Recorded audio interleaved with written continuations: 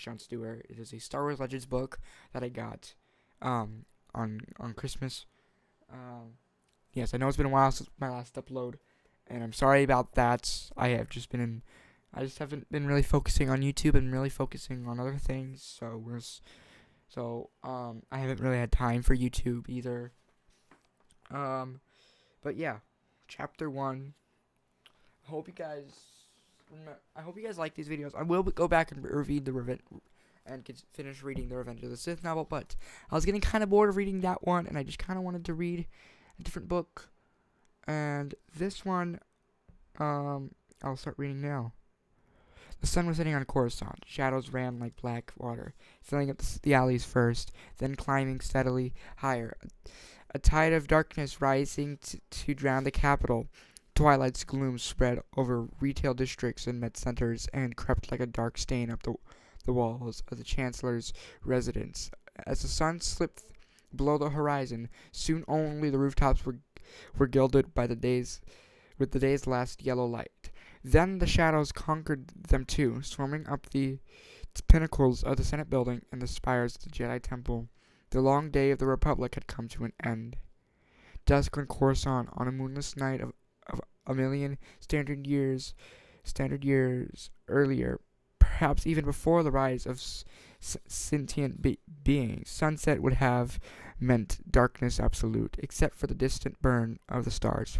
Not now. Even during galactic war, Coruscant was still the blazing heart of the greatest civilization in the history of the galaxy. As the sun retreated, the great city began to sparkle with innumerable lights. Speeders darted between tall towers, like glow flies dancing in meadows of transparent steel signs. Signs flared to life along every street, blinking bright promises at evening passers-by. Lights came on in the windows of apartments and stores and offices. So life goes on despite the gathering dusk in it, or Padme Amidala thought. Looking at her window, each individual life burning bravely like a candle raised against the night. She kept her eyes on the spaceport landing platform nearest to the Jedi Temple. It isn't a luxury, she said. A handmaid turned to look at her puzzled. Pardon? I hope it isn't a luxury. It's our duty, Padme said. The handmaid had started to stammer a reply, but Padme cut her off. Someone's landing, she said. A ship settled like a dragonfly on the landing platform nearest to the temple, lights burning at its tail and wingtips. Padme grabbed for a pair of macro binoculars and tabbed the night vision settings, trying to read the designation on the courier's battle-scarred side, searching the hooded figure climbing from the cockpit. Milady. Slowly, Padme put the macro binoculars aside. It's not him, she said. Chief Technician Boz Adel loved all the ships in his care. But he had a special affection for the sleek couriers. He ran a gloved hand across the metal flank of the Horschkessel Celtea class fast courier limit of vision that had just come home. Electrical sparking, meteorite pogging, a couple of laser cannon burns, he murmured. His hand paused over a nasty gash where part of the ship's protective laminate had boiled away, showing a mass of fused wiring studded with shrapnel. And unless I miss my guess, you took a few proton hits to boot. Jedi Master Jai Maruk clambered out of the cockpit. His face was gaunt, stitched with shrapnel cuts and puckered by a bad burn that lay in a bar of charred flesh across his cheek. Half-healed on the frantic trip home, the burned skin had bubbled and turned stiff, pulling up one corner of his mouth. The chief technician regarded him gravely. You promised you'd bring my ship back without a scratch, Master Mark. Grim smile. I lied. The duty medic bustled forward. Let me check you out. He paused, squinting more closely at the slashing burn mark on the Jedi's cheek. Master Mark? What? There's no time for that now. I must speak to the Jedi Council at once. As many as can be found anyway. Master Mark, the Jedi waved him off. Forgive me, medic, but now is not the time. I have a message to deliver that cannot wait. And I've been left very much on purpose. It's good enough shape to deliver it. Again the grim smile. He strode away, pausing only at the docking bay doors. Chief Boss, he said even more gently. Yes, Master? Sorry about the ship. The medic and the chief technician stood side by side on the landing platform and watched him leave. Lightsaber burns? Boz asked. The medic nodded, wide-eyed. The chief tech spat thoughtfully on the deck. Thought so. The Clone Wars, like a mighty hand, had flung Jedi throughout the stars, leaving only a few senior Jedi Knights in the temple at any time. Yoda, of course, as Master of the Order and military advisor to the Chancellor, was always near on Coruscant. Tonight, only 2 others had joined him to hear Jaimark's story. Jaimark's close friend, Master Elena Zahn, nicknamed Iron Hand by the students. She taught hand-to-hand combat, and her specialty was joint locks, and Jedi Council member Mace Windu was too intimidating for nicknames. We were running recon in the Outer Rim, Jai said. Began to think there was something funny going on in the neighborhood of the Hydian Way. Little drab transports kept popping up like a Merman trail leading into and out of the Wayland region. Nothing so unusual about that. The Trade Federation has the whole region locked down, but these were popping in from strange coordinates, deep space vectors, not local traffic. I got a funny feeling about them, so I dressed up one of the clone transports in pirates' colors and sent it to intercept. Turned out that little commercial shuttle had legs on it like a Nemoidian jackrabbit, dropped down a burst of plasma fire, and jumped to hyperspace in a heartbeat. Master Yoda's wrinkled brow rose. And a nerfed coat, this great dragon was. Exactly, Master Jaimark glanced down at his right hand, which was trembling. An ugly char mark was burnt across his palm. He regarded the hand steadily. The trembling stopped. A young Padawan, a red-haired girl of perhaps 14, came into the room with a pitcher of water and some glasses on a tray. Bowing, she placed them on a low table. Master Zan poured a tumbler of water and gave it to Jai. He stared at the glassy, oozing skin on the palm of his burned hand, forced it to curl around the tumbler, and drank. So the Trade Federation was shipping something important to the Hydian Way, I continued. Why? Not new ordnance, and we don't have any significant troop concentration out there. And why the disguise? They could wear their fleet colors proudly. It would scare off any pirates or casual raiders, like my poor clone troopers had pretended to be. There has to be something there we aren't supposed to know about, Elena said. Mace Windu studied the lightsaber burns on Jaimark's cheek. Or someone. Yoda tapped out a pattern on the council chamber floor with his cane. One of these greats followed it, did you? But you were caught, Mace said. Jai's face tightened. I tracked them to a rendezvous on June. Master Yoda stirred and shook his head. The others looked to him. Strong in the dark side, June is. He murmured. Know the stories, hmm? They looked at him blankly. The corners of Yoda's mouth turned down.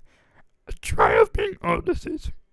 Remembering wishful thing has set into his young years. But he knows. I remember we spoke of it when he was only a Padawan. The other Jedi stared. Who knows? Master Zan asked. Yoda waved the question off with his stick. It matters not, Master Morg. Continue. Jai took another sip of water. At first, I remained sunside hidden from my crate, but when it stayed dirtside for longer than just refueling, I had to risk following it to the surface. I made a soft landing many kilometers away. I kept my heart. I kept my heat, and our signatures crushed down. I swear it. He slowed to a stop. His hand was trembling again. It doesn't matter. She caught me. She? Master Zane asked. Asajj Ventress. A gasp came from the Padawan who had brought the water. Yoda glanced over, furrowing his face into a mass of stern wrinkles. Only those who knew him very well could have detected the light of amusement in his eye. Little pitchers, big ears. Little pitchers, big ears they have. Duties to attend to, have you not, Scout? Not really, she said. We finished dinner, and there's nothing urgent I have to do before tomorrow. I mean, I was intending to practice in the training room, but that could. The girl flushed and shuddered to a halt under the masked gaze of the Jedi Masters. Padawan Scout, Mace Windu said deliberately, I am surprised to hear you have this much free time given the upcoming apprentice tournament. I hate to think you might be bored. Would you like me to find you something to do? The girl gulped. No, master, not necessary. As you say, practice I should. She bowed and backed out of the room, sliding the door almost shut, until they could see only one green eye. But if there's anything else you need, don't hesitate to. Scout. Right, and with a click of the door, the door slid shut. Mace Windu shook his head. The force is weak in that one. I don't know. Master Zan held up her hand, and Mace fell silent. Zan's fingers truly were like iron, sheathed with muscle. The joints knotted from years of hand-to-hand combat training. She flicked her hand at the door in a gentle force push. The door thunked, and they heard a muffled yelp. A moment later, embarrassed footsteps pattered away down the corridor. Mace Windu shook his head impatiently. I don't know what Jankar saw in her. We'll never know, Jaimark said. Together they paused in remembrance of Shankar Kim, another Jedi fallen in the ring at Geonosis. At first there had been ceremonies and vigils memorializing the horrible slaughter, but time and the war had gone on, and the temple was now bleeding from more than that one great wound. Every week or two another report would come in of a comrade lost in a battle on Thustra, or blown up in high space over Wayland, or assassinated in a diplomatic mission to Deveron. Frankly, May said, I was surprised she was ever chosen to be a Padawan. The tip of Yoda's cane swirled slowly over the chamber floor, as if he were stirring the depths of a pond visible only to him. Do the Agriculture Corps should be sent? Thank you. Actually, yes, I do. I noticed sympathy entered Mace Windu's voice. There's no dishonor in that. When you see how hard she is to fight to keep up with children years younger than she is. Perhaps it would be kinder to let her work at her own level. Yoda cocked his head and looked curiously at him. See her struck with two eyes. Well, but if you make her stop, tell you it is kind. She will not. Maybe not, Jaimark said grimly, but children do not always want what is best for them. Nor do Jedi Masters, Yoda said dryly. The verdant Jedi forged on. Let's be honest, not every pairing of Jedi Knight and Padawan will be Obi-Wan and Anakin, granted, but the truth is we are at war. To send a Jedi into battle with a Padawan who cannot be trusted to hold her own is to needlessly risk 2 lives. Lives the Republic cannot afford to throw away. The Force is not as strong in Scout as it should be. The Force is not strong in Scout as it should be, Elena agreed. But I've had her in my classes for years. Her technique is good. She's smart and she's loyal. She tries. There's no try, Master Mark said, unconsciously letting his voice slip into the Yoda imitation for which, a lifetime ago, he had been famous among the young boys of the Jedi Temple. There was only dew. The other 3 Jedi in the room glanced guiltily at Yoda. He snorted, but laugh lines crinkled around his eyes.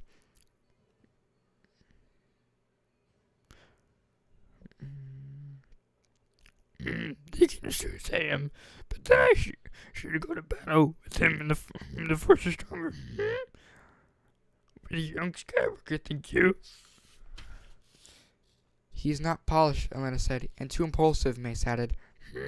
Yoda stirred again with his stick. Best of all, would be the strongest student. Yes, wisest. Mo- Must learn to raise the force. he nodded. Best of all, Dooku would be. His eyes found the other Jedi, one by one, and one by one. They looked away. Great student. Yoda's ears flexed, then drooped. A great failure. The ancient master hobbled over to the tray and poured himself a glass of water. Enough. Enough. The rest of your story. Tell us, Master Mark. Ventress found me, Jai said. We fought. I lost. His burned hand was shaking again. She took my lightsaber. I composed myself for the killing blow, but instead she took me prisoner. She blindfolded me and bundled me into a speeder for a short ride. No more than an hour, Count Dooku was waiting at the end of it. Ah, Mace Windu leaned forward. So Dooku is on June? You escaped from Dooku and Ventress alive, Alana said. A mirthless smile tugged on Jai Mark's burned cheek. Make no mistake, I am here because Dooku wanted me here. Ventress would have killed me if she could. She made that very plain. But Dooku wanted a messenger, one he could trust. The Jedi said with his voice heavy with irony, one who could report here first and not to the Senate. He was very particular about that. I was to deliver my message to Master Yoda and only in the temple far from other ears. And what was this urgent message? Mace Windu said. He says he wants peace.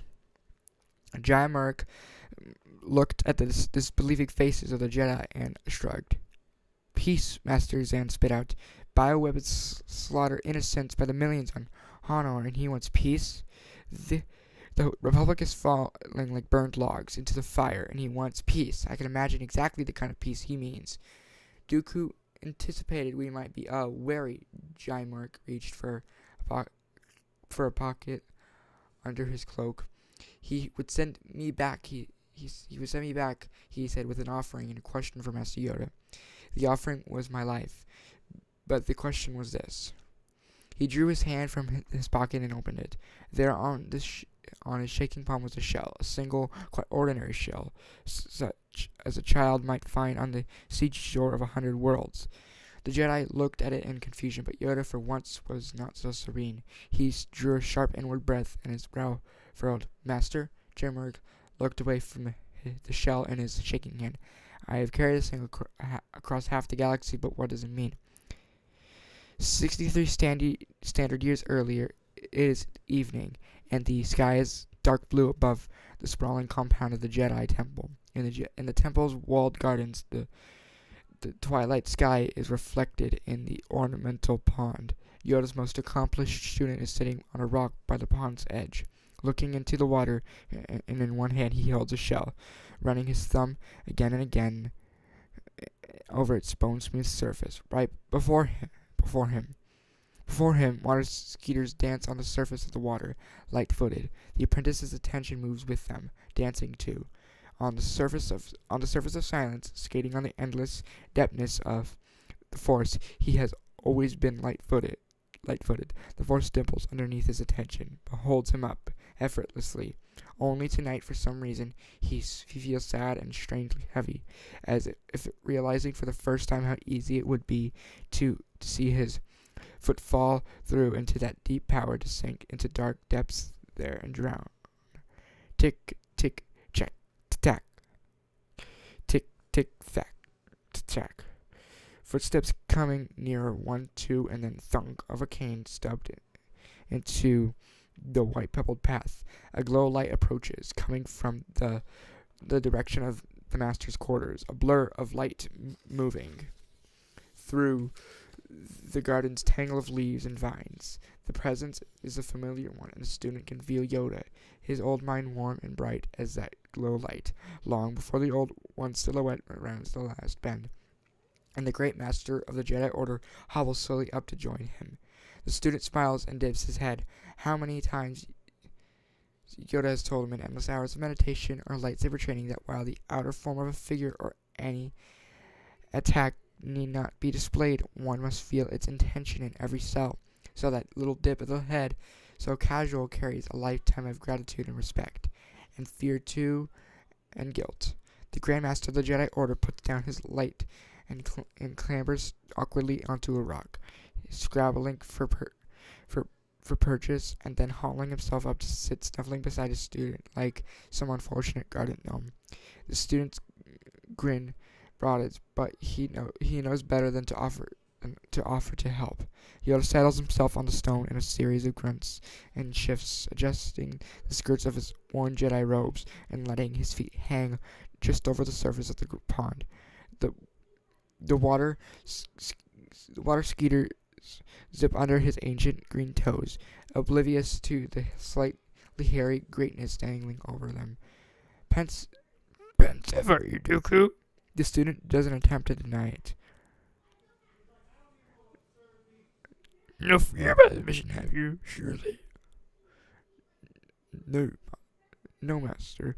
The student corrects himself. Not about the mission anyway.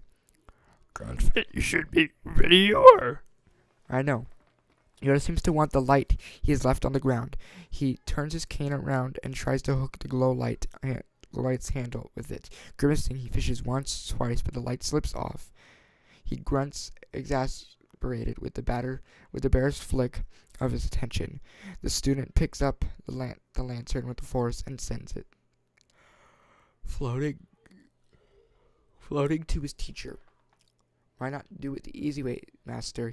He asks, and knows what's coming as soon as he shuts his mouth. Because it is easy.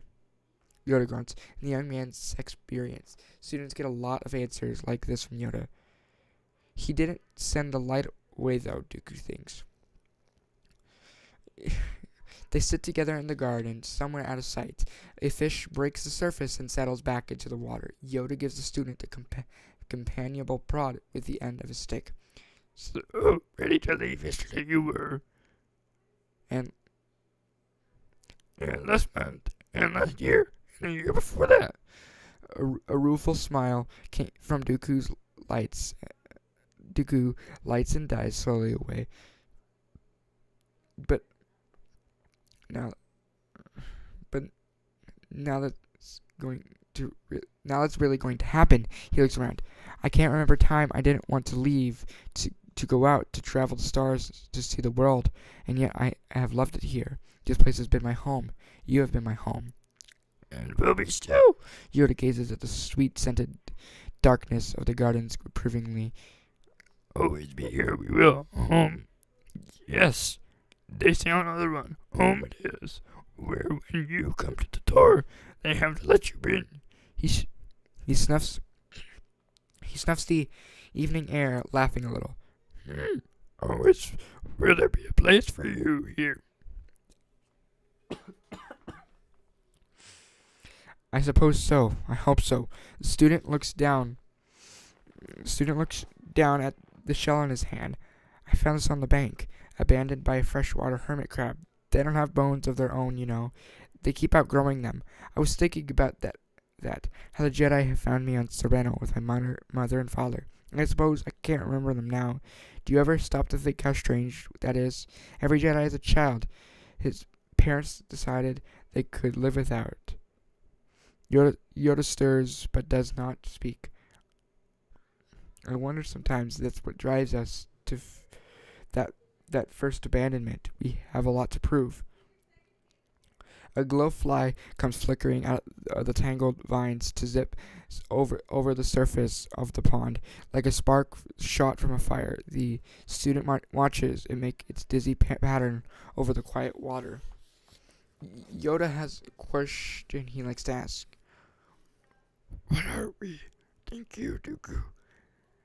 Every time the student tries a different answer. We are not dead in the Force. Are we? Are the agency of fate? Or are we? We are each cells in the body of history. But tonight, watching the glowfly hiss and flicker in the night, a truer answer comes to him. In the end, what we are is alone. With a faint pop, like a bubble bursting. A fish rises from the dark water and snaps. The glow flies light, goes out and is gone, leaving no trace one weak ripple that spreads slowly across the surface of the pond.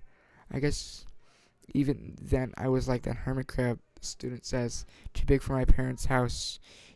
So you brought me here, and it's been years now that even the temple has seemed a tight fit for me, I guess. The young man pauses, turning so the light falling against the edge of his hooded robe throws a shadow across his face.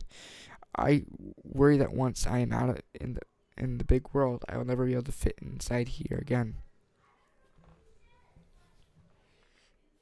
Yoda nods, speaking almost to himself. Proud are you? Proud are you? Not without reason. I know. Not without danger either. I know that too. The student rubs at the hermit crab shell and then drops it into the pond. Startled water skeeters skitter madly from the big splash, trying to stay afloat.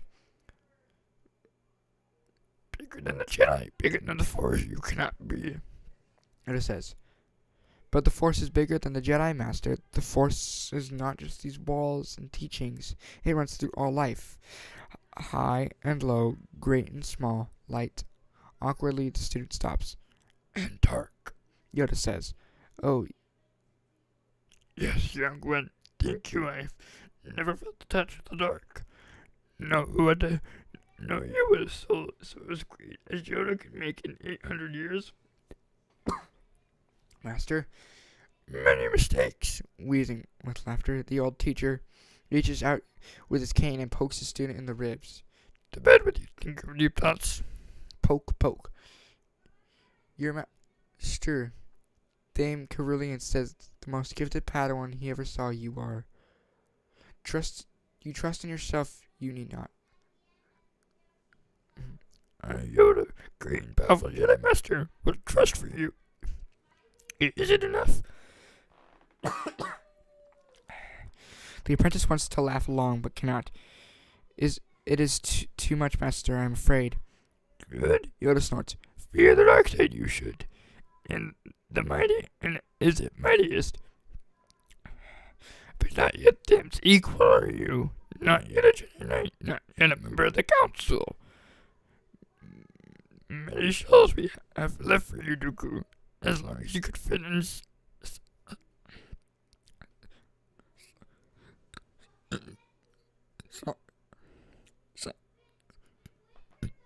As long as you could fit inside this one, he says, wrapping his student's skin. Tomorrow go you must into the darkness between the stars. But home always will this place be. If ever lost you are, look back into this garden. Yoda hefts his glow light. So shadows like water skeeters dart away from them. A candle will I light for you to find your way home. 63 years later, Jai Murak had been sent to the infirmary, and Lana Zahn had returned to her room, making preparations for the Jedi Apprentice tournament. Mace Windu alone lingered with Yoda. Dooku asks to come home. Yoda said, A trap this could this be? Probably, Mace agreed. Yoda sighed and studied the shell. A question, he called it. Yes, such a question. Yes, such a question, but ignore it we must. Do you agree? Unexpectedly, Mace shook his head. Dooku should be dead. I should have killed him on Geonosis. I could have stopped the whole war then, and still he is key. Could he come to partly in earnest? There is only a little chance. Could he come all the way back to us? Surely the chance is less than a little. But balance that chance, however small, against a million lives, and it's a chance we must take. So I think, Master, Yoda grunted. Hard it would be to dare to begin for the lost student. Tough, Mace said, "Nobody said being a Jedi Master was easy, even for you." Yoda grunted, glaring around at the temple. Pah, pah. How too wise you have become. Better before it was when only Yoda was wise. He glanced over at Mace and snickered. Mace would have laughed too if somewhere in the ring on Geonosis he hadn't lost the knack. On the other side of the galaxy, the Order's most gifted apprentice reached out to tap a lightsaber with the toe of his boot. Count Dooku grimaced. The lightsaber was still attached to a hand. The hand was soot black and rimed with frost. It ended in a gory stump of frozen blood just above the wrist. Dooku was in a study, a place for reflection, and this severed hand hardly struck the contemplative note. Besides which, as hard as it had frozen in the bitter vacuum of space, it would be thawing out in a hurry now. If he wasn't careful, it would leave a stain on the tiles. Not a good thing, even though one more blood stain on the floor of Chateau Malrux would hardly be noticed. On the other side of Dooku's desk, Saul's Ventress hefted a bag of foil insulation. There wasn't much left of the ship, Master. The force was strong, and I hit the reactor chamber with my first shot. It took me several hours to find that, she said, glancing at the frozen hand.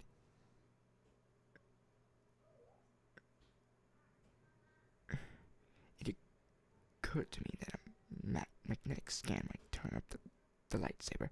Funny think he was reaching for his weapon when his ship blew up. Instinct, I suppose. He? She. The South Venture shrugged. It. Alright, guys, so this chapter is pretty long, and I'm not going to finish it here because it's a pretty long, the video is already pretty long. So I'm going to end this, I'm going to stop reading here. So if you guys, I'm going to make another video, I'm going to make it tomorrow and finish chapter 1. So thank you guys so much for watching. I'll see you guys next one. Peace. Bye.